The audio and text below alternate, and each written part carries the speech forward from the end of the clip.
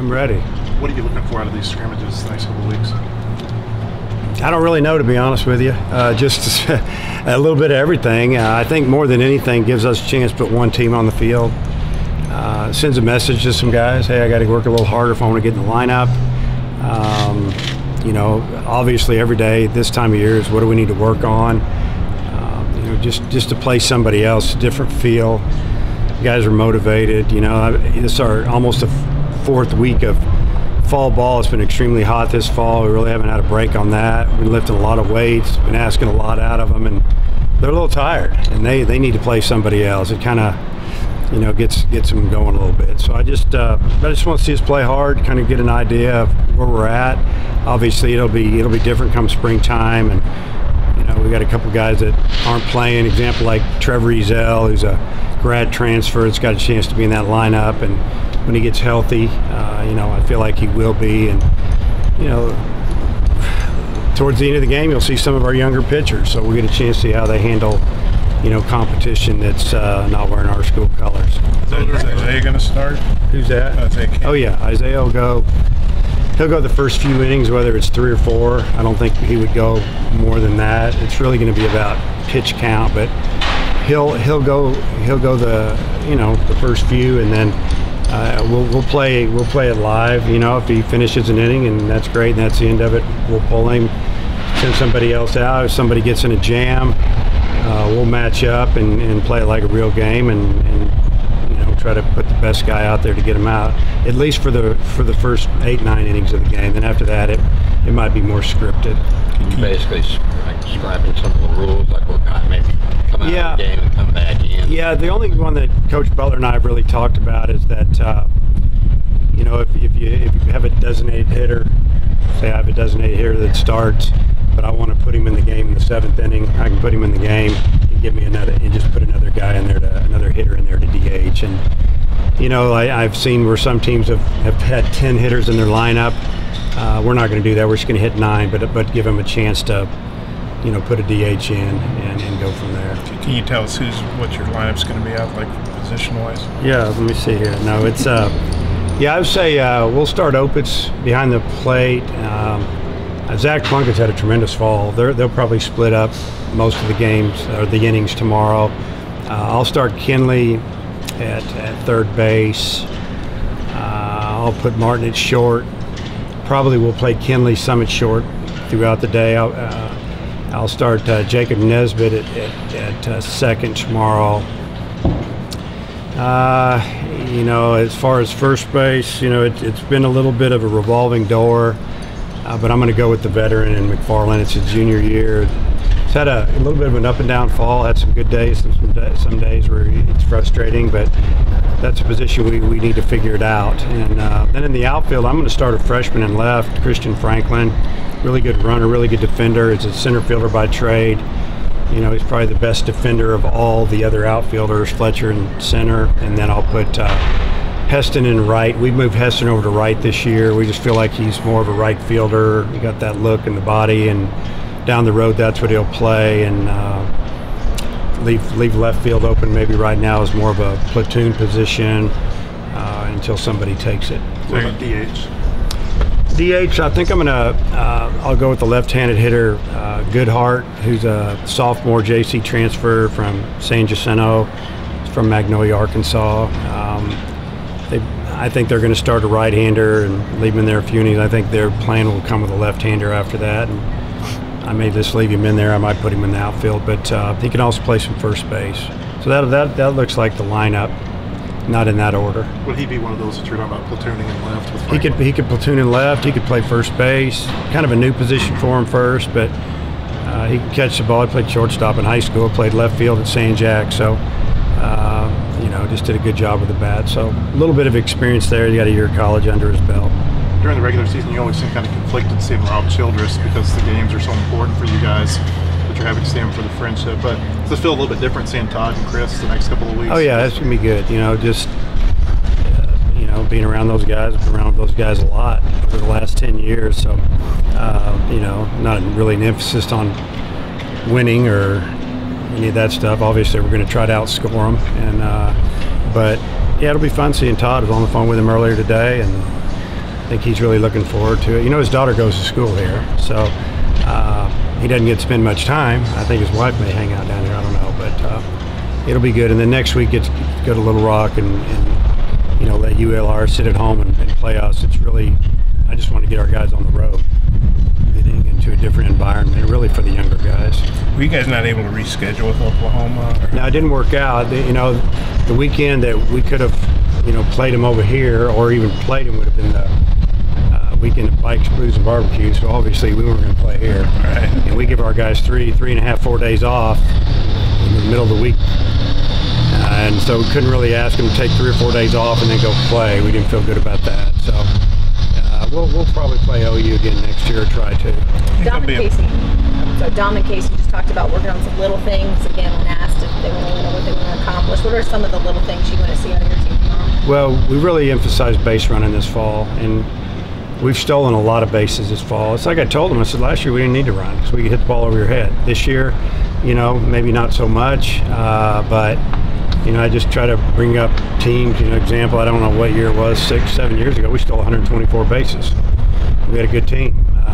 We could really pitch. We didn't hit real well, but when we got on, we ran, we did things. And so we've really emphasized not just stealing bases, we've worked on our base running, being better base runners. And, you know, some guys are real good at it. Some guys don't have real good instincts, but they can get better at it. So that's been one of the things.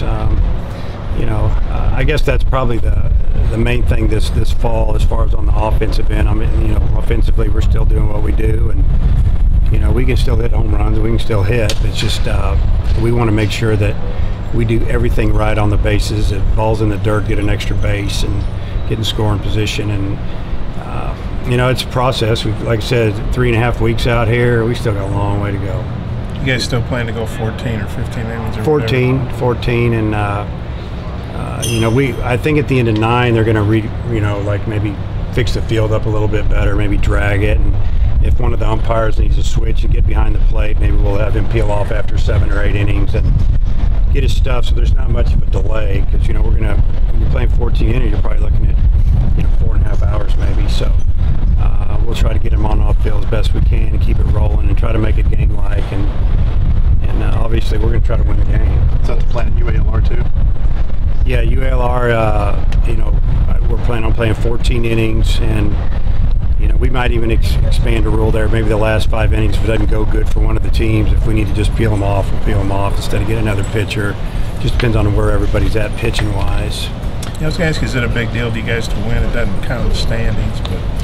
No, I mean, when you play, you try to win. That's where we look at it. So the other team's going to try to win, so we're going to try to win. But is it a big deal? I don't think it's a big deal to some. It might be a big deal to others. So I guess it just depends on how you look at it. Is it a big deal to you? I mean, that's what really matters. Oh yeah, I want to win the game. It's not a big deal. A big deal would be if it was a real game in February, but it's a small deal. Cronin and the other guys, regulars, all pitching in here too. Yeah. I mean, if we have a chance to close the game, Cronin will come in and close it as of right now, and but we'll mix and match throughout the game. If it's in hand and it's the top of the 9th, we'll probably bring him in anyway, because of those last 5 innings, we kind of know who we want to throw. It's more the younger guys, and get them out there and give them an inning. Yeah, the weather's really nice. A lot of people are in town for the Bama game. You guys are obviously coming off a great year. Do you anticipate a pretty big crowd? I think there'll be a good crowd, and I think it's, you know, the weather's going to cool down a little bit, but by the time we start tomorrow at 6, you know, it's going to be in the 70s, mid-70s maybe, and it should be really nice. And there's a lot of fans maybe looking for something to do. I think it'll be kind of an in-and-out crowd where they come in for a few innings here and there and find some shade and watch the game. And we've got 20 recruits in. Most of them are committed, so it's kind of stress-free for us. You'll see a lot of them running around here. We're feeding them. They'll be, you know, you'll be able to tell. There's a couple that are younger. Now that we can bring juniors in, 2 of our top recruits are coming in tomorrow, and we're hoping that this weekend will solidify that, and we'll see how that goes. If you get a few thousand people, is that good for the newcomers? I mean, you're not playing LSU or something, but is it good for them to get used to, hey man, a lot of people come to games here, you know? Yeah, well, we talk about that all the time. When they make a mistake out there, you know, usually the comment is, how are you going to, you know, if you can't handle it in front of just the team and a few people standing there, you're going to handle it in front of 8,000 people. And, you know, just to try to get them mentally to think about that a little bit, and just to kind of push them along. But yeah, I think for these young guys playing in front of a crowd, I think it'll be a real good thing. Have you set your cardinal and white dates? Yes, we have. I don't know if it's been publicly put out there. I can tell you that off the top of my head, I think we're starting a week from this Monday. So right after the UALR game on that Friday, I think we're starting on, we're going to go like Monday, Tuesday, Thursday, Friday. But you could talk to John about that, or have we even told him? I don't know. So is it best of 5, best of 7? it'll be 3 out of 5, and we'll probably make those games 7-inning games, and you might not see a couple of our older guys throw. What about a couple of featured guys from Wichita State? Say that, what? Yeah, just a couple of the featured guys from Wichita State. Who should we? Well, they lost a lot of talent. They lost a couple of first rounders. Their first and third basemen are both gone, high drafts, and a couple of their better pitchers. And they have a returner named Luke Ritter that's awfully good ball player. He's a senior, and I know Coach Butler's really high on him. He said he's just a baseball player, and he thinks that even as a senior, he's going to be a good draft and will play a long time in pro ball, and maybe even play in the big leagues one day. And as far as their arms, they're a younger team this year. They lost a lot, so Luke is really the main one that's back that had a good season last year on the offensive side. The people who follow baseball recruiting, and I knew you can't mention names, but they've really talked a lot about what you guys are doing in the younger classes. What can you say about that? Well, our 19 class, obviously throughout this past season, the kids that were recruited that are 2019s, we had a lot of them already lined up. We were really finishing up in the middle of the 20s and moving to the 21s, and the 19 class is good. Obviously we feel like there's a lot of good players in there, but the 20 class on paper is for sure top 5 class, and if we get another guy or two, could move to the number 1 or 2. I think we're number 2 in one of the polls right now. Perfect game, and I think us having a good year last year helped. I think we had a good year the year before. They like what they saw when we played in Omaha or throughout the year, and got kids to come on visits. And I think it's really helped. We're recruiting the 2021s as well, and even 22s. I'll tell you what's helped as well is that there's some really good players in state. And you really can't get into names, obviously, because we haven't signed them. But whenever you can get 3 or 4 or 5 guys in state, it makes it a lot better. And kids want to play with good players, and they play with each other in the summer.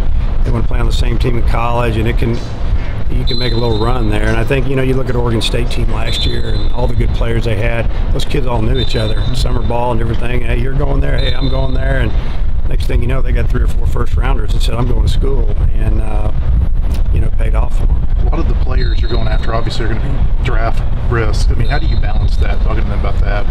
Well, there's really no formula. You just have to kind of guess, and you have to talk to the kids and try to get a feel for it. And we won't know for a couple of years. So when the senior year comes around, you can see where they're ranked. Doesn't mean a whole lot. You talk to the pro scouts, you talk to the general managers, and obviously talk to the kids about, hey, what's it going to take to sign you? And you just need to be up front with us so we know if we're probably going to lose them or not. And just look at our catcher we had out of McLennan. We knew halfway through the season the chances were slim and none. We were getting him, and obviously we didn't. They ended up giving him more money than he wanted. So you just have to be smart. I mean, you got to sign the guy. You're going to win in this league. You better have some players. You can coach all you want, but you got to have some guys that can compete in our league. And this league, just like this year, and it'll be just as good as it was last year. And a lot of teams with a lot of experience coming back. Have you heard of the initiative of the MLB saying they want more college players coming to the pros, and they maybe putting in some money for scholarship? How do you? Yeah, I mean, they've talked about it for years, helping us financially. I think it may happen one day. If you just look at the percentages, it's pretty obvious. They're having a lot more success with the kids that are coming out of college. It's a lot safer bet. They're throwing away a lot of money on some high school kids early that they don't pan out. They get their money and they're done. They want to do something else. You get a kid out of college, he's already spent probably 3 years in college having to go to class and play ball and travel, and he's put up numbers, and they kind of know more what they're getting, and you're getting a more mature kid. And you just look at the playoffs right now, and there's college kids all over these teams, and they just feel like there's some organizations, they're all about the college kid, at least for the first few picks. because they just don't want to waste all that money.